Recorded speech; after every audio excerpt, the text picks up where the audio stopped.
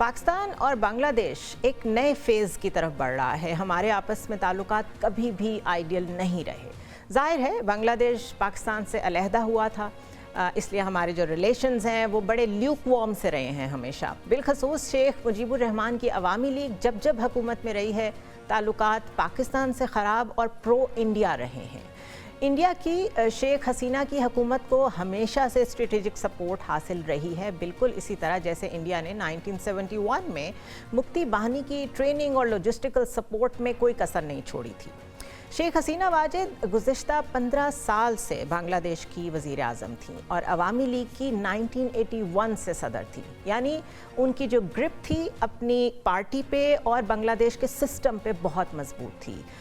India उन्हें हर वक्त support देता रहता था और उनके दौरे हुकूमत में जमात इस्लामी समेत उन लोगों को फांसियां दी गईं जिन्होंने 1971 में बांग्लादेश के क़याम को किसी न किसी शक्ल में रेजिस्ट किया था या इस आइडिया को अपोज़ किया था।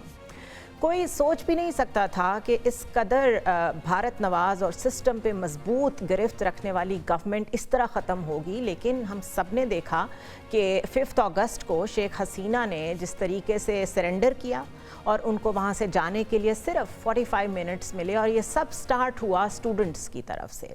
अब भी वो भारत में ही एग्ज़ाइल में हैं। बांग्लादेश में इस वक्त इंटरिम या ट्रांजिशन गवर्नमेंट कायम है और इसके सरबराह हैं नोबेल इनाम याफ्ता मोहम्मद यूनुस। इस पॉलिटिकल चेंज के बाद इस ट्रांजिशन में पाकिस्तान और बांग्लादेश के ताल्लुकात में एक नए फेज़ का आगाज़ हो रहा है। नवंबर में बांग्लादेश का एक नेवल कार्गो शिप 1971 के बाद पहली दफ़ा कराची पहुंचा। पाकिस्तान ने बांग्लादेश के स्टूडेंट्स के लिए तकरीबन 300 स्कॉलरशिप्स का ऐलान किया है। दोनों मुल्कों के दरमियान जो दिफाई ताउन है वो भी बढ़ता हुआ नज़र आ रहा है and this is very strategic और ज़ाहिर है वेरी अलार्मिंग फॉर इंडिया।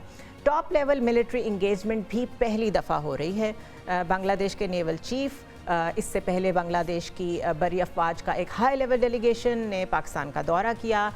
उन्होंने जॉइंट मिलिट्री एक्सरसाइजेस भी की। JF-17 थंडर फाइटर जेट्स ख़रीदने में उन्होंने दिलचस्पी भी जाहिर की है। कहा यह जा रहा है कि इसी माह पाकिस्तान आर्मी के कुछ ऑफिसर्स ट्रेनिंग देने के लिए भी बांग्लादेश जाएंगे। Again this is very important because पहले ये ट्रेनिंग इंडिया से होती थी। ये 1971 के बाद पहली दफ़ा होगा कि पाकिस्तान के फ़ौजी अफसरान बांग्लादेश की सरजमीन पे कदम रखेंगे। ये सब स्टेप्स यकीनन दोनों मुल्कों की अफवाज के दरमियान, दोनों मुल्कों के दरमियान एक ट्रस्ट और कोऑपरेशन की तरफ इशारा कर रहे हैं। कल्चरल एक्सचेंज भी हो रहा है। दिसंबर 2024 में राहत फ़तेह अली ख़ान ने परफॉर्म किया 2 दफ़ा बांग्लादेश जाके। इसके अलावा जो हमारे इकोनॉमिक टाइज़ हैं उसमें भी बेहतरी आ रही है, लेकिन अभी it is too early to say anything, क्योंकि जो ट्रेड वॉल्यूम है दोनों मुल्कों के दरमियान लास्ट ईयर वो सिर्फ $690 मिलियन था। तहम जिस तरीके से इंगेजमेंट हो रही है और जिस तरीके से ट्रांजिशन हो रही है, लगता ये है कि ताल्लुकात इकोनॉमिक फ्रंट पे भी मज़ीद वसअत आएगी उसमें। पाकिस्तान और बांग्लादेश के दरमियान ये नया फेज़ साउथ एशिया में स्टेबिलिटी और बैलेंस ऑफ पावर की तरफ एक अहम कदम है। इससे पहले जो एक बैलेंस का टिल्ट था वो इंडिया की तरफ था। साउथ एशियन कंट्रीज़ में जितनी पॉलिसी मेकिंग होती थी वो बहुत प्रो इंडिया होती थी, वहाँ की गवर्नमेंट्स भी बहुत प्रो इंडिया होती थी और वो कोई ऐसी पॉलिसी अडॉप्ट नहीं कर सकती थी जो इंडिया को पसंद ना हो। लेकिन अब south Asia is changing. Bangladesh में गवर्नमेंट चेंज हुई है, मालदीव्स में भी हुई है, श्रीलंका में भी हुई है, नेपाल में भी हुई है।